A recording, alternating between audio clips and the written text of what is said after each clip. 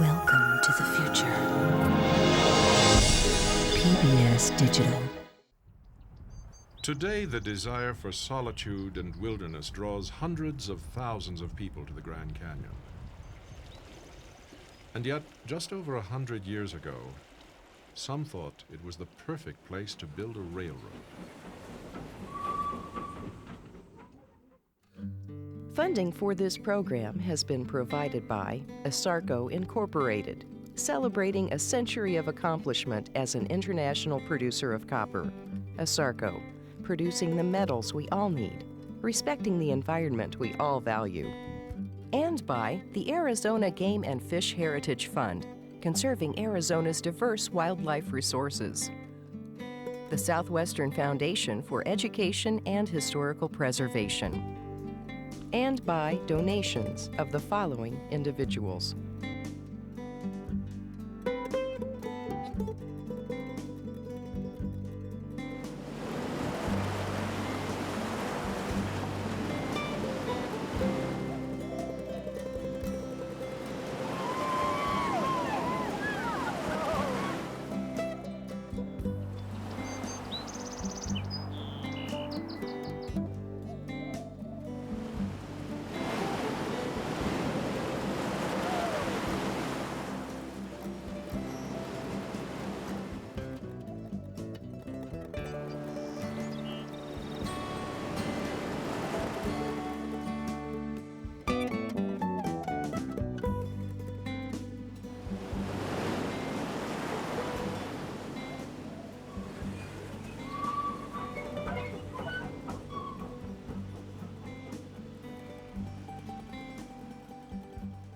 Hello, I'm Scott Momaday. It's difficult to believe that anyone would want to build a railroad through a canyon as grand as this. And yet, that is precisely what Robert Brewster Stanton set out to do in 1889. Stanton had been hired by Frank Mason Brown to conduct a reconnaissance survey for a water-grade railroad through the Grand Canyon along the Colorado River. And this project was intended to be over 1,000 miles long from Grand Junction, Colorado, all the way to Yuma, Arizona. And what was unique about the project was that rather than going over high mountain ranges, it would follow the grade of the Colorado River all the way to the sea. As a teacher, writer, and author, I've been to spiritual places throughout the world, and yet I've never been through the Grand Canyon, only a few hundred miles from my Pueblo home. I've decided to change that. I've joined a group of newfound friends who plan to learn about Stanton's preposterous plan. Ted Mellis, though a scientist by trade, has been on Stanton's trail for nearly a decade. In 1889 and 1890, Robert Brewster Stanton used Lee's Ferry as a major stopover and resupply point, both on his first and second expeditions. On December 25, 1889, he enjoyed a Christmas dinner with the Warren Johnson family and his crew here at Lee's Ferry.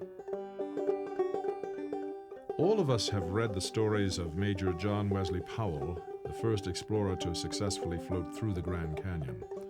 Now, as we cast off from the same shore near Lee's Ferry, we are anxious to hear more about the second, Stanton.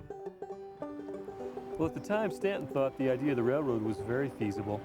And again, he didn't feel that there was anything more challenging in building a railroad through Grand Canyon than in other stretches of river-grade railroads throughout the western U.S., some of which went through high mountain passes and had to be constructed in extreme weather conditions.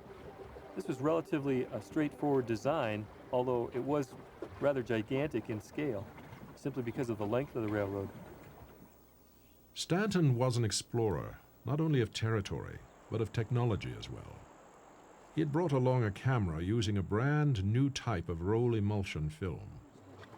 Well, Stanton's idea in setting the camera was to basically replace the instrument or transit that would have been used on a formal survey of this type normally.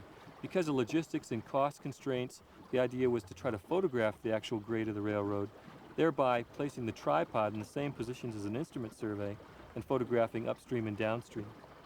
There was no idea of producing any sort of pretty photographs. It was simply to show the line that would have been surveyed if time and money had permitted a fully instrumented type of reconnaissance.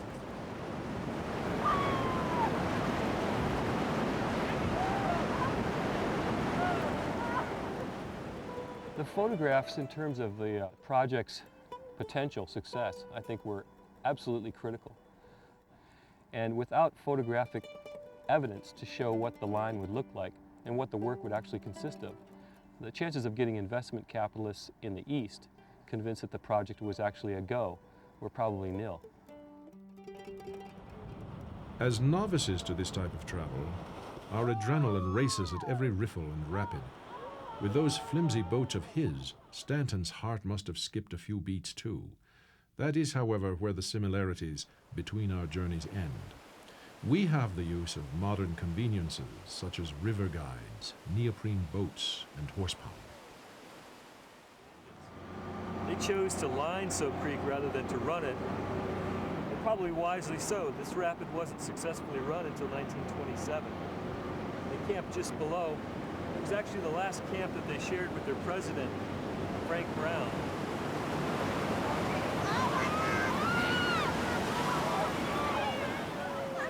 Over 20,000 people a year now come to Grand Canyon to run this kind of whitewater.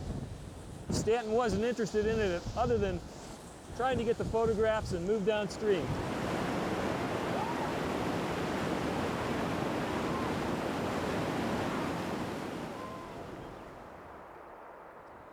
Brown's boat was attempting to pull into the eddy that we're in now. He and Harry McDonald swam for their lives, and Harry McDonald was the only person who survived. Unfortunately, Brown was the first to actually meet his end on the river here, probably primarily because he didn't have a life preserver on. And so there's an inscription inscribed into the bedrock wall here in Brown's memory.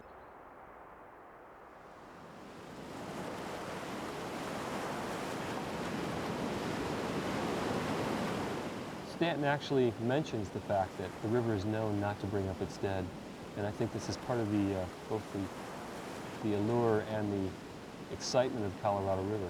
Its power to take people and not give them back.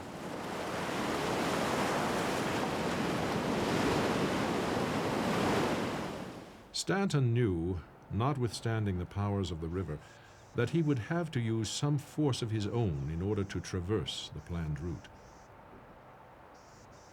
Stanton's plan through this reach was to continue the line along the left bank about 80 to 120 feet above the current water level along these slopes. And he knew that there'd be some heavy blasting and tunneling that would be required to get through reaches like this, as opposed to the tailless reaches upstream, which were relatively simple.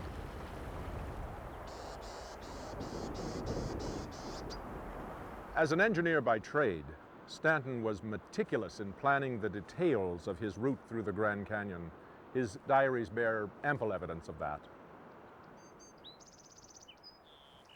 On the 1889 trip, during the summer trip when it was really hot down here, Stanton reported that this was the only tree they'd seen since Lee's Ferry.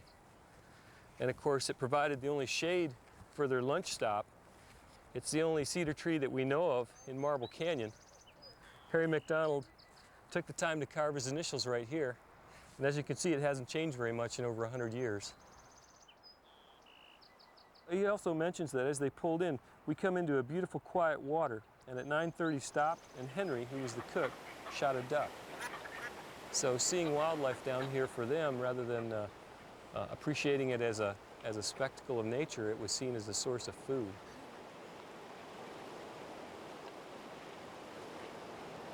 Wild game was not on our menu, though we did not lack for other gourmet dishes. We even slept in relative comfort, unlike our predecessors. But creature comforts were proving to be the least of their worries. We're just entering 25-mile rapid at this point. On the first Stanton expedition, this is the site where Hansborough and Richards died as they were driven into the wall on the left shore. They successfully ran the rapid, but the current drove them into the cliff, and their boat was overturned, and both men were drowned and never seen again. So at this point, 3 members of the original crew were lost, and Stanton and the remaining crew were literally beside themselves. They'd lost 3 of their colleagues and friends to the river without even being able to recover their bodies. And there were simply not enough men left to actually continue portaging the boats and lining them along the rapids. So they decided to leave the canyon. This is the site as it was recorded in the summer of 1889, from downstream of this point looking back up. An example of the boat that they were using at the time when the accident occurred is shown here.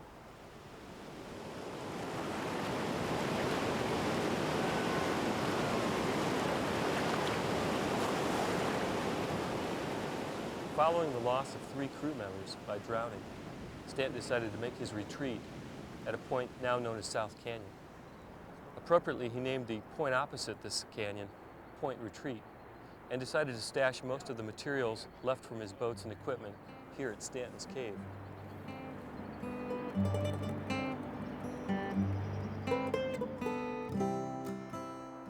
As we arrive at the end of Stanton's first trip, a mere 30 miles into our planned 225-mile float, it is the month of May. The splashing of the waves over the bows is often invigorating, but the same could not have been said of Stanton's second trip. The seasons had changed. On the winter trip in 1890, as Stanton would put it, one wave in the lap after another. Ice-cold water, freezing temperatures, ice forming on the boats, ice forming on the men's clothing, followed by periods of very laborious portaging and work. When you're portaging the boats, you're essentially taking all of the gear out of the boats, and you are carrying the boats around a rapid. With lining, you're using ropes to actually slide the boats along the shore so they're kind of in the water and out of the water. Most of the labor was shared among the entire crew, except photography. Stanton's success or failure lay solely with the photographer Franklin Nims. The trip photos would be his only proof a railroad could be built in the bottom of this great abyss. A few days into the second trip, fate was ready to test the group's courage yet again. This is where Stanton's professional photographer, Franklin Nims, met nearly a fatal fall. He fell about 22 feet onto his head and neck.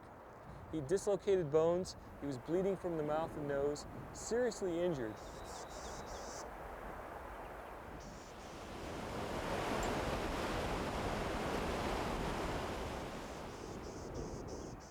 The men had to carry Nims on a homemade stretcher some 1,700 vertical feet and 5 to 6 miles to a point where Warren Johnson could pick him up in horse and wagon from Lee's Ferry.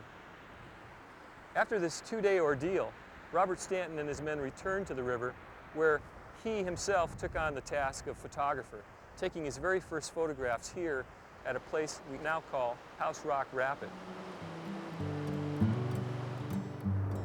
Many of the place names along the Colorado describe the evident. For others, we rely on Ted for the story behind the name. Well, this is the gravesite of Peter M. Hansborough, who was discovered by Stanton and his crew on their second expedition in the winter in January of 1890. And they took a time and had a short service here, said a prayer. He said not for Peter, but actually for themselves, that they might not meet the same fate as they moved downstream. 10 miles below Point Retreat, as we went into camp one evening, we discovered the skeleton of Peter M. Hansborough, one of the boatmen drowned on our trip the summer before. His remains were easily recognized by a peculiar pair of shoes, which we knew, and that were still on his feet. And in honor of his memory, we named the magnificent point opposite Point Hansborough. But as soon as that was done, then of course he turned to, well, how are we going to get around Point Hansborough? If you look at a topographic map of this area, the bend is very, very broad, but at its narrowest point, it's probably less than a mile. The cheapest thing to do was just to blast right through it. Stanton's construction plans would have entailed hundreds and thousands of laborers blasting and drilling. But he knew that his was certainly not the first building project in the canyon. Stanton began to realize that other people had come before him and possibly long before Powell. And he was quite proud of these structures and felt like there was a civil engineering brotherhood that he had stumbled into. which went back perhaps thousands of years.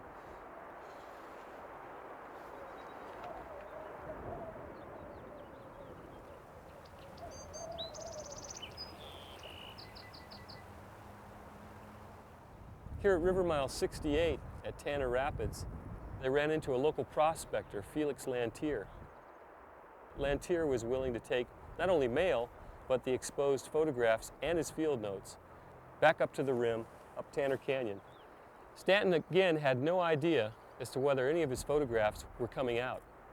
He had no ability to process them in the field, and his only hope was to get some of them back to Denver to let a professional actually develop them and see if they were usable. One of the other things that started to happen here with Stanton and his men is that Stanton started using his camera to photograph views other than just the railroad bed. And this was something that he'd instructed NIMS earlier not to do. But in fact, at this point, we have photographic records of a place we now call Hilltop Ruin. And these photographs are taken on the opposite side where the railroad's even supposed to be built. So we start seeing that Stanton is becoming more and more interested and curious about the prehistory of the canyon and also the magnificent views. It was the photos that first attracted Ted to Stanton and his journey. Exactly. Take the photograph and he would pose in the foreground. A decade ago, he and fellow scientist Bob Webb precisely matched and rephotographed the originals. This provided evidence of the changes in vegetation over the intervening century. But the photos revealed as much about perseverance as they did about science. One of the more interesting photographs made of the Stanton expedition was made here at Mile 81, Grapevine Rapids. This was an unplanned camp by Stanton and his men in February of 1890 after they'd pinned one of their 3 boats, the Sweet Marie, against this rock. It was pinned for almost 24 hours before the water in the river freed it. Unfortunately, it was badly damaged, and it took the men 5 days to cut 4-foot section out of the middle of the boat and put the 2 ends back together. And the only place to do it was here on a pile of rocks next to the rapid. They had nearly no firewood for their cooking or warming themselves by the stove, and unfortunately, after 5 days, they went downstream to Horn Creek, and they lost the boat in another boating accident when it was crashed into a large rock.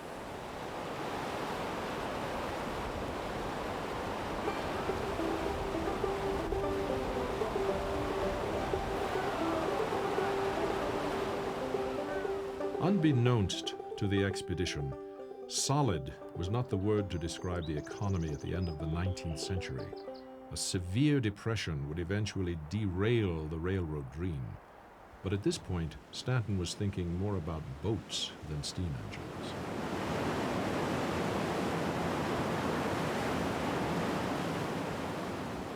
After losing the boat at Horn Creek, they very cautiously moved down here to what they called McDonald Creek, which is now called Crystal Creek, here at Crystal Rapid, Mile 98. And he had a dilemma. He knew that they simply couldn't go on with 11 people in 2 boats.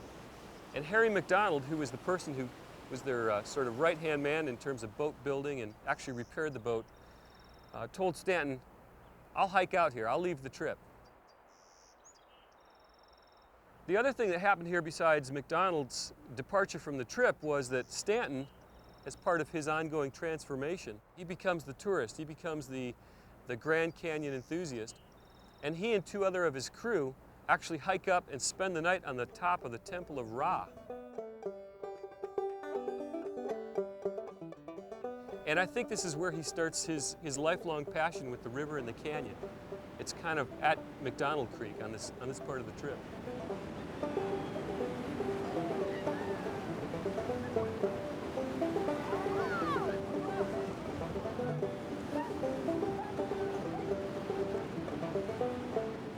A passion for the canyon was one of the few things he shared with John Wesley Powell. Powell scoffed at Stanton's ideas when consulted by Stanton before setting out. And yet, despite the obvious animosity toward him and his railroad scheme, Stanton still held the major and his achievements in the highest regard. The relationship between Powell and Stanton was rather a rocky one and rather controversial. Powell felt that the idea of building the railroad through Grand Canyon was completely implausible. And Stanton took offense to this because he felt like until an engineer with an engineering judgment was able to appraise the situation, it was really unfair to make conclusions based on one river trip experience done 20 years earlier. The Stanton trip confirmed some of the information that Powell had collected, and I think maybe it clarified some of the information that Powell had reported, because as we all know, Powell did tend to embellish a little bit, and he maybe had the right to do that, having been the first person down here. But I think it gave us a much clearer picture of what was down here, and that was actually possible, as other trips, later trips, found to actually come down for further exploration, eventually for recreation. Stanton conducted quite a bit of research after his river experience were over on the Colorado River, and he felt that perhaps there was disagreement between Powell and the three men who left at separation, and that perhaps Powell had actually ordered the men to leave the trip rather than them leaving voluntarily. And this was certainly one of the Colorado River controversies that Stanton wrote about later in his life. It wasn't controversy that worried Stanton at this point in his survey. It was weather. This is mile 179, Lava Falls Rapid. Robert Stanton spent a night camped just upstream of here in 1890, and it was the coldest night that the men had spent on the river. He said he'd suffered more that night from the cold than any other. And he was really expecting a very large rapid, and it is a very large rapid. Powell had named and described it. But he looked at it and he decided that it was easily lined along the left shore. And their biggest challenge was actually trying to stay warm that morning. And they started a fire downstream at the area we now know as the Warm Spring. And the fire sort of got out of control and filled the whole canyon with smoke. And Robert Stanton took his photographs of the rapid from this point looking downstream, but he had to wait about an hour for the smoke to clear. At this point, Stanton had taken over 400 photographs, but he still had no idea as to whether or not any of them were going to be usable. And he was hoping to get down to Diamond Creek later in the trip to get some word over telegraph as to whether any of the negatives that he'd sent out earlier in the trip had actually come out. With our own negatives and journals safely stowed away, we run Lava Falls, the last of the big rapids. Though Stanton was relying on his photos to describe a future route for his railroad. Our photos and journals would describe merely a path already traveled. But the trip had done its work. The impression we set out in search of was one beyond the powers of scribes or photographers, and it had been carved deeply, indelibly in the soul. We returned home with no doubt that it was this wordless message, one no camera will ever freeze, that put into perspective for Stanton what once had seemed a grand scheme. March 2nd, 1890. Robert Brewster Stanton and his crew finally reached Diamond Creek. Here at this point, he was able to hike some 25 miles with his trusty assistant, Elmer Kane, up to a place called Peach Springs where there was a telegraph station. He sent a telegram to Denver inquiring as to whether the negatives had turned out. And he waited 3 anxious days for a reply. Finally it came, negatives all right. And Stanton and Kane headed back down to the river to continue on with the survey all the way down to Yuma. Was he right, Ted, that a railroad could have been constructed through the Grand Canyon? Was he right in his assessment that it could? Do you agree with him that it's a possible thing? I think it was a feasible project. Even with the technology of his time? I think so. Mm-hmm. But I'm very glad that it wasn't built. Oh, I thought I heard a train whistle around the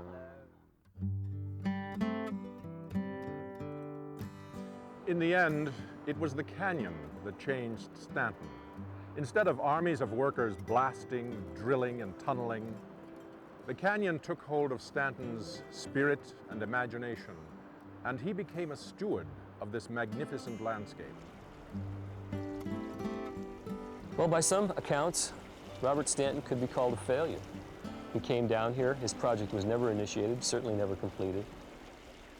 I really think that he ended his days with a fuller appreciation of what this place was about as an environment, as a habitat, as a place to be admired rather than developed.